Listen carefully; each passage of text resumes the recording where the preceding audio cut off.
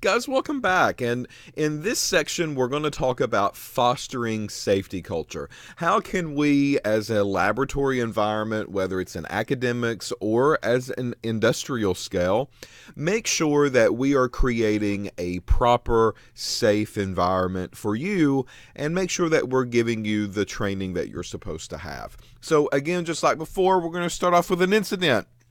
So, I'm going to read you a quick paragraph. A high school teacher carrying out a chemistry demonstration was using methanol with some chemical salts when a sudden explosion occurred that burned several students in the front row. 3 students received serious burns to their faces, necks, arms, hands, and legs. The other students in the classroom ran from the room. Media reported that there was a lack of safety oversight that is very common in many schools, and inspections are very rare. So, what can we learn from this incident that happened? Well, first off, it sounds like this instructor maybe had done the demonstration before. We can't really get a good grasp of that based on the paragraph, but talking from experience, when I do demonstrations for the classroom, I typically have had previous experience doing them before I do them for a group of people. I don't want to bring in a demo that doesn't quite work and then let you down in the middle of the day. So that's going to be the first thing that we need to say about the incident. The instructor probably has done this demonstration before, but just like we've talked about in previous videos, that doesn't mean anything. You can be an expert in the field. And if you're an expert in the field, it doesn't mean that you're going to make a mistake, and it doesn't mean that an incident's not going to happen to you. It can happen to anyone at any point in time, no matter your education level. Second, I want to say that this is a high school teacher, and we've talked now about the concept of maybe academic institutions being a little lax in their safety training and their safety protocols. So high schools are typically even worse than colleges are, and of course colleges are nowhere near like an industrial scale would be. So this was a high school teacher, therefore certain other measures have to be implemented about working with minors, working with chemicals that are going to be a hazard. You don't want to really bring in chemicals or carcinogens or mutagens into a classroom with high school students. You just don't know how they're going to handle them. At least at the college level, you expect them to be a little more mature than they are in high school. Second, methanol. Methanol is an organic compound, and we've already talked about organic solvents, right? Or we said organic solvents are very flammable, and organic solvents can be very toxic. Methanol is no exception. Over here to the side, you're going to see a jug, and it has a methanol label, and then here you see a big skeleton head, and here you see a big flame, right? So even if you can't read, you can at least look at these pictures and know that this stuff is probably going to be dangerous, and it is. Methanol is flammable, just like most alcohols are. Very often you see cooks in the kitchen, right?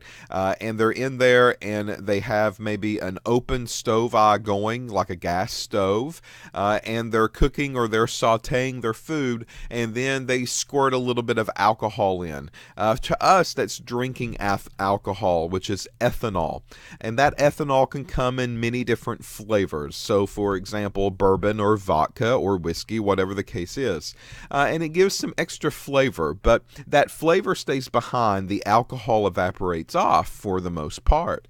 Methanol is very similar, and if you've watched some of these videos of cooks cooking with alcohol, you'll often see a whoof, basically flame and fire coming from the pan when they add it, especially when it gets in contact with the flame of the gas burner. So methanol is also very poisonous. Methanol is an alcohol. It's flammable, but methanol is poisonous. And back in the day when they used to make moonshine, methanol was the contaminant. And if large amounts of methanol were present in the moonshine that these people were distilling, methanol in large amounts can cause people to go blind.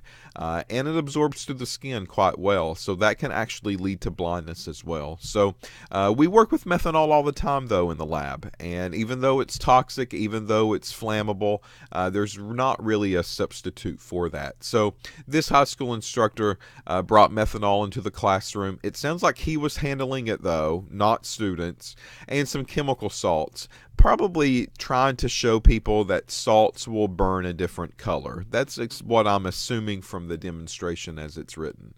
A sudden explosion occurred. It burned several students in the front row. So automatically you should be thinking, all right, well, did those students in the front row have safety protection? Did they have goggles on? Did they have any type of shield? Why didn't the instructor control the laboratory demonstration when he was in front of the room? But that's immediately where your mind should go as far as personal safety or personal protection is concerned in the lab. 3 students received serious burns to their face, neck, arms, hands, and legs. So that means that this explosion was pretty bad, right? And it was pretty large. If it goes all the way from their face down to their legs, then we've got an issue here. So this incident, by and large, was very large in the classroom. The other students in the classroom ran. So at least they kind of knew what to do in case something happened. Maybe some common sense kicked in. I think I would probably run away from the room too if I saw a huge fireball and people screaming in the front room. And then media reported that there was a lack of safety oversight, and we can kind of see that now, right? The instructor should have taken a better care of how he did the demonstration. The students should have had personal protective equipment on, as far as goggles and maybe lab coats or face shields, if that's the case, or simply just get away from the front row and get further back away from the demonstration that was going on.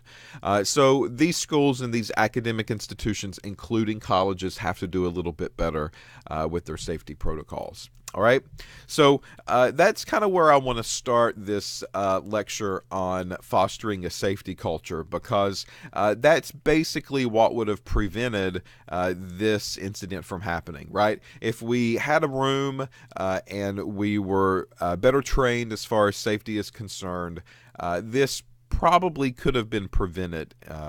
At least in future classes we know of for sure now, right? Okay, so let's change my pen color here.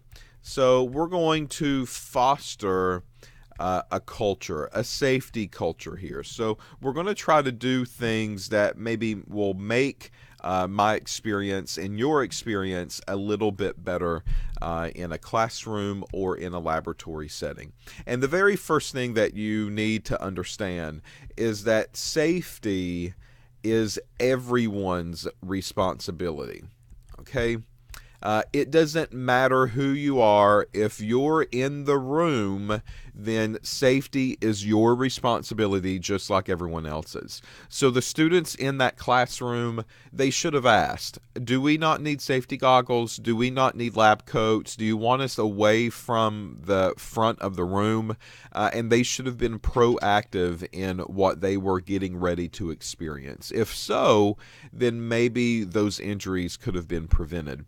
But it's also the instructor's role too. Safety is everyone's responsibility. So they should have been proactive, and he or she should have basically said, get away from the bench, put on safety glasses, I'm going to use a face shield, or I'm going to use a screen here in the demo when I do this.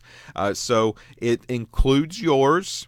Never blame anyone else for what happens in the laboratory, because you are as to blame as everyone else that's around you.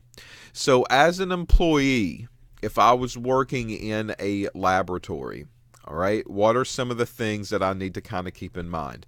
Well, number one, you want to maintain the safety for yourself. All right, you come first before everyone else. So make sure that you are acting the proper way, that you're wearing what you're supposed to be wearing, that you understand what you're doing as far as the laboratory procedure is concerned. Second, this basically leads into conducting the experiments safely. All right. So when you're in the laboratory and you're following a laboratory protocol, you want to use common sense. That's basically what this is about. And you want to do things like you think should be done common sense wise. If you read a sentence and it doesn't make sense to you and you begin to question that step, then you need to make sure that you bring that step or that instruction up to a supervisor or a coworker to kind of clear that up. Because if it doesn't make sense to you, it might not make sense to someone else, and someone needs to say something before an incident begins to happen. Next, we want to maintain the lab and the facilities around the lab. Now, what does that mean? Well, that means don't be a hoarder. Right? You often see on TV the hoarder episodes of people and their houses, and there's like 4 foot of trash inside their living room that they have to stumble over. Don't make the lab a hoarder room. And sometimes it will feel like that because there's so many things that are going on in the lab at any given point in time that there's stacks and stacks of reagents in one corner and huge glassware setups in another corner, and there's just a lot of things that are going on. But you need to maintain the lab and facilities. So after you get done with the lab, you need to clean up. After you get done with the glassware, you need to wash and dry the glassware properly. You need to put that glassware away. You need to make sure that everything stays clean around you and your workspace. And if you focus on you and your workspace and everyone else focuses on them and their workspace, then the entire lab will be cleaned at all points in time. So just maintain it. Just make sure that it's clean. Make sure there's no hazards or trip hazards or anything else around you. And that's part of the safety culture that we need to talk about and we need to implement. All right. Next, use safety equipment.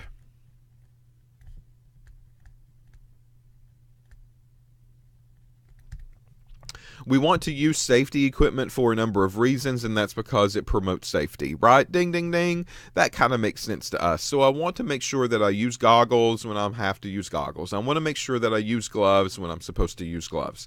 If I want to put on a lab coat, then you're more than welcome to put on a lab coat to protect your clothing and maybe to protect your skin or anything else that's exposed. So the safety equipment also includes fire extinguishers, eye washes. You want to make sure that you understand how to use those the proper way. And we'll actually show you that in the very first day of lab class when you have a lab course with us. So safety equipment and personal protective equipment.